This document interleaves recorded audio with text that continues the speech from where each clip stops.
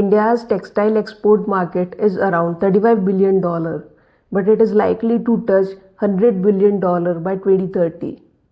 मतलब next 4 years में textile exports 3 times से grow करने वाला है.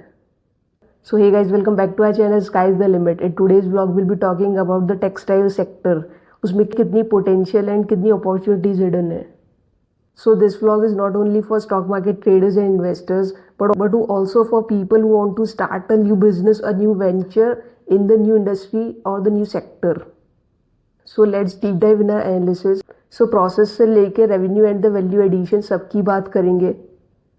And let's see कि कितनी opportunities hidden है in the Indian textile market. So India is basically a cotton oriented market. ज़्यादा से ज़्यादा sales, ज़्यादा से ज़्यादा revenue यहाँ पे cotton से होता है.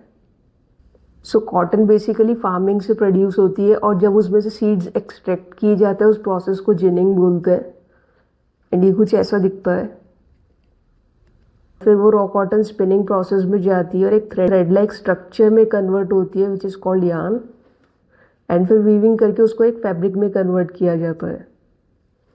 एंड फिर वो सिंपल फैब्रिक को जब अलग अलग कलर्स में या अलग प्रिंट्स में कन्वर्ट करके उसकी वैल्यू एडिशन की जाती है. एंड आफ्टर स्टिचिंग वो सेल होने के लिए कंज्यूमर्स के पास जाता है. तो this is the whole process of turning cotton into apparel which is finally sold to the consumers. So if we talk about the value addition in the whole process, जितना easy and जितना common वो process होगा उतना value addition कम होगा. And जितना उसको different बनाने का ट्राई किया जाएगा उतना उसमें वैल्यू एडिशन ज़्यादा होगा.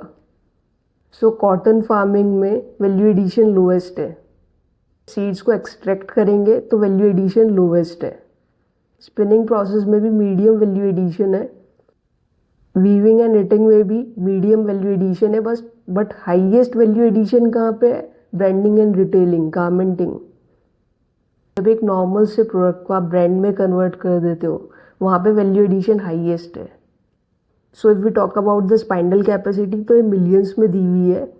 फर्स्ट इज चाइना, 84 मिलियन के अराउंड उसकी कैपेसिटी है. वेयर एज इंडिया की कैपेसिटी 43 मिलियन के अराउंड है. Bangladesh at 14 million, Vietnam at 8 million, Pakistan at 6 million and rest of the world सारा मिला के 52 million. So as we can see China की कैपेसिटी हाईएस्ट है. But can we say India की capacity half है in comparison to China? But अगर India की capacity half है इन कंपैरिजन टू चाइना तो वो मार्केट शेयर क्यों नहीं है? चाइना का मार्केट शेयर 26.7% है, वेयर एज इंडिया का मार्केट शेयर सिर्फ 3% है. सो जहाँ पे इंडिया की कैपेसिटी चाइना के कंपैरिजन में हाफ है वहाँ पे इंडिया का export share in comparison to China सिर्फ 10% है. इवन बांग्लादेश का भी मार्केट शेयर 9.7% है बट इंडिया का 3% है. उसके डिफरेंट रीजंस है. रीज़न इज कि यूरोपियन यूनियन ने एक टैरिफ लगा रखा है टेक्सटाइल इंपोर्ट पे. बट बांग्लादेश को वो टैरिफ से रिलीफ मिला हुआ है बिकॉज वो लीस्ट डेवलप्ड कंट्रीज़ में आता है.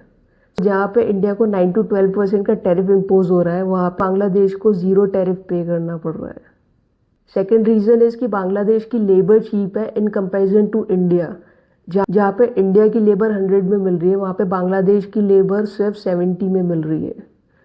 तो ये सब चीज़ें बांग्लादेश को हेल्प कर रही है ओवरऑल अपना मार्केट शेयर बढ़ाने में. So in this vlog I am talking about the opportunity. और अपॉर्चुनिटी कहाँ हिडन है? अपॉर्चुनिटी हिडन है वहाँ जहाँ पे इंडिया का एक्सपोर्ट मार्केट सिर्फ 3% पे है. एंड अगर वो $100 बिलियन पे पहुँचा, 3 times the value which we are exporting right now वहाँ तक पहुँचा तो सो ये बहुत बड़ी अपॉर्चुनिटी है बिजनेसमैन के लिए भी एंड स्टॉक मार्केट ट्रेडर्स के लिए भी इन द टेक्सटाइल सेक्टर. सो अगर आपको इस ब्लॉग से कुछ भी सीखने मिला हो then do like the video and subscribe the channel if you haven't subscribed it yet. And I shall see you guys in the next vlog. Till then keep learning and keep growing because sky is the limit. Om Sai Ram.